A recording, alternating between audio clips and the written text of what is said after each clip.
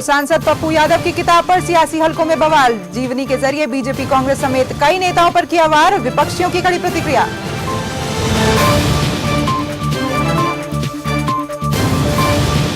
पंचायत चुनाव में नामांकन से पहले बनाना होगा शौचालय, मुख्यमंत्री हेमंत सोरेन का ऐलान। बिहार की पहल को झारखंड ने अपनाया।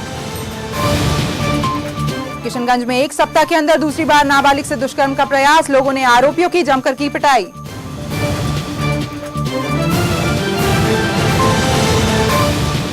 हथियार गायब होने के मामले में आरोपियों का होगा नार्को टेस्ट, 5 आरोपियों को गुजरात ले जाएगी पुलिस, अदालत ने दी इजाजत।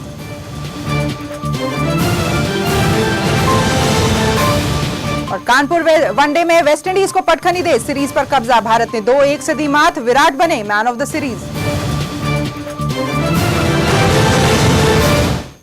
नमस्कार, आप देख रहे हैं भविष्य न्यूज में हूं योगिता और खबरों के सिलसिले की शुरुआत करते हैं। पूर्व सांसद राजेश रंजन उर्फ पप्पू यादव ने जेल में लिखी अपनी जीवनी के जरिए सियासी हलकों में तूफान खड़ा कर दिया है। द्रोहकाल का पथिक के नाम से छपी इस पुस्तक में पप्पू यादव ने दावा किया है कि वर्ष 2008 के विश्वास मत से पहले यूपीए और एनडीए ने उनसे संपर्क साधा था। दोनों खेमों ने सांसदों को 40-40 करोड़ रुपए तक देने की बात पेशकश की थी।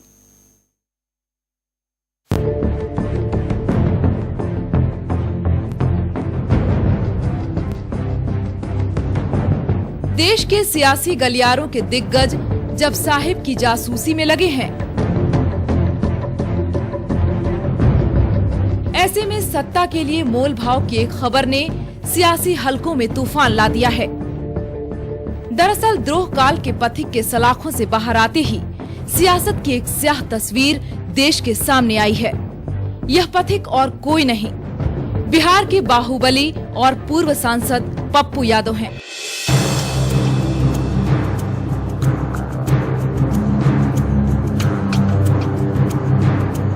तब अजीत सरकार हत्या मामले में पप्पू यादव जेल में थे और इधर भारतीय राजनीति का बदलता चेहरा खुद को बेनकाब करने को बेकरार था। जाहिर है जेल से बाहर आते ही पूर्व सांसद ने किताब के जरिए सियासत के कथित अपराधियों का कच्चा चिट्ठा सबके सामने रख दिया। पप्पू यादव ने अपनी इस किताब में दावा किया है कि 2008 के विश्वास मत से पहले यूपीए और एनडीए ने उनसे संपर्क साधा था। कांग्रेस और बीजेपी ने सांसदों को 40-40 करोड़ रुपए देने की पेशकश की थी। पप्पू के दावे के मुताबिक जुलाई 2008 में विश्वास मत के दौरान भी कांग्रेस और बीजेपी ने सांसदों के समर्थन के लिए 40 करोड़ रुपए देने की पेशकश की थी। पप्पू के मुताबिक साल 2001 में एनडीए सरकार का हिस्सा बनने के लिए पैसा दिया गया था। पप्पू यादव के अनुसार सांसदों की कीमत को लेकर सौदेबाजी हुई थी। सांसद अनवारुल हक को एक एसेंट कार के साथ 1 करोड़ रुपए भी मिले। नागमणि को भी तत्काल 1 करोड़ रुपए दिए गए थे और बाद में राज्य मंत्री का पद देने का भरोसा दिलाया गया था। पप्पू के मुताबिक ये सौदेबाजी बीजेपी के यशवंत सिन्हा ने खुद की थी। अगर कोई पॉलिटिशियन, अगर कोई राजनेता अगर उन किताबों के बारे में गलत कर रहा है तो कहीं न कहीं एक माननीय सांसद पप्पू यादव से कहीं न कहीं वो दुखी है, कहीं न कहीं उनसे कहीं भय लग रहा है कि पप्पू यादव जैसे एक नेता एक अच्छे लेखक बन सकते हैं, अपने बारे में लिख सकते हैं, पढ़ सकते हैं, उनको कहीं न कहीं दुख है। इस बाहुबली सांसद के सनसनीखेज खुलासे के बाद पार्टियों की बौखलाहट देखने लायक थी। किसी ने नैतिकता का पाठ पढ़ाने की कोशिश की तो किसी ने उन्हें अनपढ़ गंवार तक कह डाला। किताब कोई भी लिख सकता है, स्वतंत्र है, लेकिन स्वतंत्रता का ये अर्थ नहीं होता है कि उसमें हम अनर्गल प्रलाप करते जाएं। जो सही बात है उसको आप लिखिए, दर्शाइए, तो जनता भी प्रभावित होगी। लेकिन अगर उन जमीन बोलिएगा तो जनता को लगेगा कि ये आदमी जिस पर कभी पूर्णिया से जीत के जाता था, वो आदमी आज इस प्रकार का इतना झूठा बात कैसे बोल रहा है। आरोप तो लगाना आम बात हो गया है। जब दल में आप थे, जिस दल में उसके साथ थे, तो उस समय आप उनके साथ बहुत अच्छा व्यवहार था आपका, पार्टी का अच्छा व्यवहार था। उसके बाद जब बाहर हो गए तो आप आरोप लगा रहे हैं कि कोई पैसा हमको ऑफर आया था। इस तरह की बात हमको लगता है राजनीति में नहीं होनी चाहिए। जिस देश में सत्ता के लिए राष्ट्रीय पार्टियां छोटी छोटी बातों पर बचकाना हरकत कर रही हों, आदर्श कहे जाने वाले हमारे नेता विकास की बातों की बजाय बयानों की प्रतिस्पर्धा में लगे हों, ऐसे में पूर्व सांसद के सनसनीखेज बयान पर सियासत गरमाना मामूली लगता है। बस भारतीय लोकतंत्र पर लगा ये बदनुमा दाग हमें शर्मिंदा करता है। पूर्णिया से चिन्मय आनंद के साथ ब्यूरो रिपोर्ट। और मंत्री जयप्रकाश भाई पटेल के बॉडीगार्डों के हथियार गायब होने के मामले में अब आरोपियों की ब्रेन मैपिंग होगी। 3 सुरक्षाकर्मी और 2 चालकों को नार्को टेस्ट से गुजरना होगा। हजारीबाग पुलिस को इसके लिए बुधवार को जिला और सत्र न्यायाधीश की अदालत से इजाजत दी गई। पुलिस ने 3 दिनों तक इन सब से पूछताछ की, लेकिन कोई नतीजा नहीं निकला। आपको बता दें कि अंगरक्षकों के हथियार सोते वक्त गायब हो गए थे। नहीं एसपी साहब का इजाजत होगा तभी भाग रहे सबसे पहले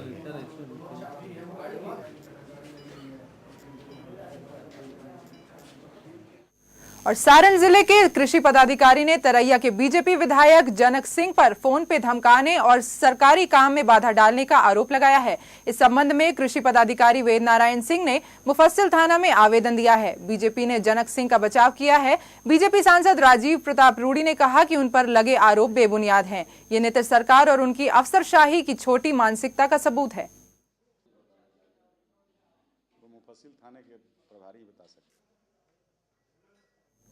पूर्व मुख्यमंत्री और बीजेपी नेता सुशील कुमार मोदी मोतिहारी के सुगौली पहुंचे, जहां उन्होंने अज्ञात बीमारी की चपेट में आकर जान गंवाने वालों के परिजनों से मुलाकात की। उन्हें देखते ही लोगों की आंखों में आंसू आ गए। पीड़ित परिवार ने सुशील मोदी को तफसील से सारी बातें बताईं, जिसके बाद मोदी ने भी मीडिया के सामने दावा किया कि इन गरीबों की मौत शराब पीने से हुई है। उन्होंने स्थानीय प्रशासन को मामले की पूरी तरह फेल करार दिया। बीजेपी नेता ने नीतीश सरकार से मृतक के परिजनों को 5-5 लाख रुपए मुआवजा देने की मांग की।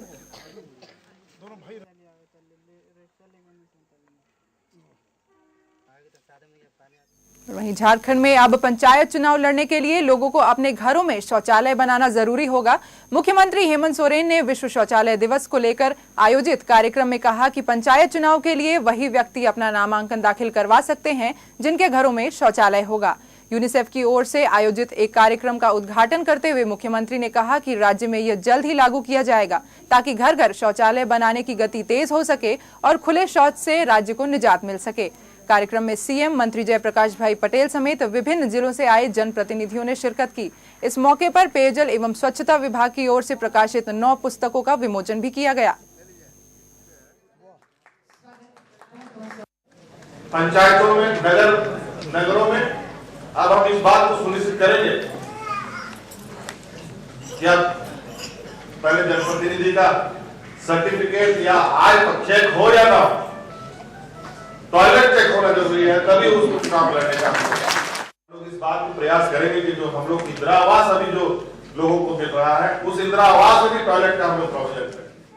पूरे झारखंड प्रदेश को खुले शौच से हम लोग मुक्त कर सके, कैसे यहाँ झारखंड के 3.5 करोड़ जनता को हम लोग शुद्ध पेयजल दिला सके, इन सारी बिंदुओं पर हम लोग चर्चा करने के लिए यहाँ जुटे। और अपने दादा की शहादत दिवस पर मुख्यमंत्री बनने के बाद हेमंत सोरेन पहली बार अपने पैतृक गांव नेमरा पहुंचे। उनके साथ उनके पिता शिबू सोरेन भी थे। दसोम गुरु ने भी अपनी राजनीति की शुरुआत यहीं से की थी। मुख्यमंत्री के दौरे को लेकर जेएमएम कार्यकर्ताओं में खासा उत्साह दिखा। हालांकि मुख्यमंत्री ने इस दौरान गांव को कोई भी खास सौगात नहीं दी। उन्होंने स्कूल, सड़क और स्वास्थ्य केंद्र की आधारशिला जरूर रखी। मुख्यमंत्री के साथ मंत्री जयप्रकाश भाई पटेल भी थे। जहाँ एक समय चलने का यहाँ लोग चल नहीं पाते थे, सड़कें आ गई, बिजली आ गई है, और भी आधारभूत संरचनाओं की जो आवश्यकता है। अभी हॉस्पिटल का भी हम लोगों ने आधारशिला रखा और नए सड़कों का भी हम लोगों ने आधारशिला रखा। अभी और भी बहुत सारे योजनाएं हैं जो यहाँ और यहाँ के आसपास के इलाकों में लगने। और खबरों में रुकेंगे फिलहाल एक छोटे से ब्रेक के लिए। अन्य खबरों के साथ जल्द होंगे हाजिर।